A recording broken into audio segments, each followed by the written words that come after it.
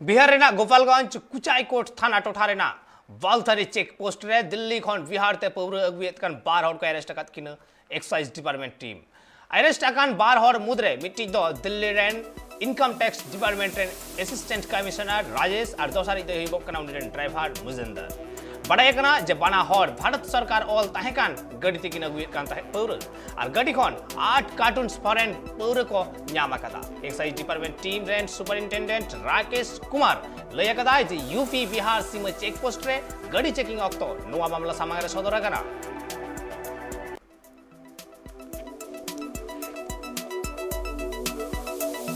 दौरान जो है बलथरी चेक पोस्ट पर एक कार को रोका गया तो इनके द्वारा जो है आई कार्ड दिखाया गया और बताया गया कि हम इनकम टैक्स इंस्पेक्टर हैं।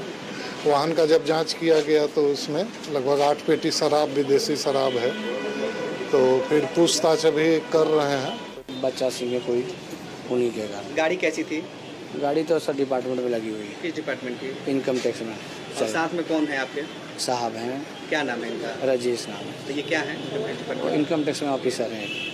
और कहाँ से आप लोग दारू लेकर जा रहे थे? सर हम लोग दिल्ली से ही आ रहे थे।